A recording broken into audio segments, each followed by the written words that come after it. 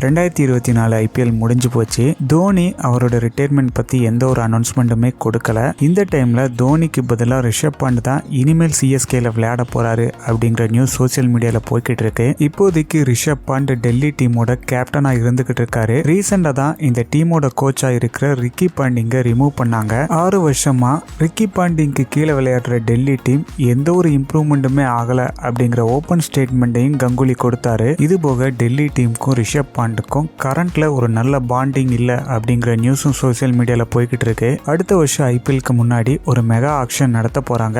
ஒவ்வொரு டீம்லயுமே 4 பிளேயர் மட்டும்தான் ரிட்டைன் பண்ண முடியும். மற்ற பிளேயர் எல்லாத்தையுமே ரிலீஸ் பண்ணிடுவாங்க. ஸோ டெல்லி டீம் ரிஷப் பாண்டை ரிலீஸ் பண்ணிடுவாங்க அப்படிங்கிற மாதிரி அப்டேட் பண்றாங்க. இது எந்த அளவுக்கு சாத்தியம் அப்படிங்கிறது தெரியல, பொறுத்து இருந்து தான் பார்க்கணும். ஐபிஎல்ல ரிஷப் பாண்ட் இப்போதைக்கு கேப்டன் ரோல் தான் பண்ணிக்கிட்டு இருக்காரு. ஸோ ஆக்ஷன்ல அவரை சிஎஸ்கே எடுத்தாலுமே ஒரு பிளேயரா மட்டும்தான் யூஸ் பண்ணுவாங்க, கேப்டனா யூஸ் பண்ண மாட்டாங்க. ஏன்னா சிஎஸ்கே டீம்ல ருத்ராஜ் கேக்வாடுக்கு தான் கேப்டன் ரோல் கொடுத்திருக்காங்க. தோனியை பொறுத்த வரைக்கும் கண்டிப்பா இன்னும் ஒரு சீசன் பிளே பண்ணுவாரு. ரிஷப் பாண்டை பொறுத்த வரைக்கும் டெல்லி கேபிட்டல்ஸ் ரிலீஸ் பண்ணா மட்டும்தான் சிஎஸ்கேல எடுப்பாங்க.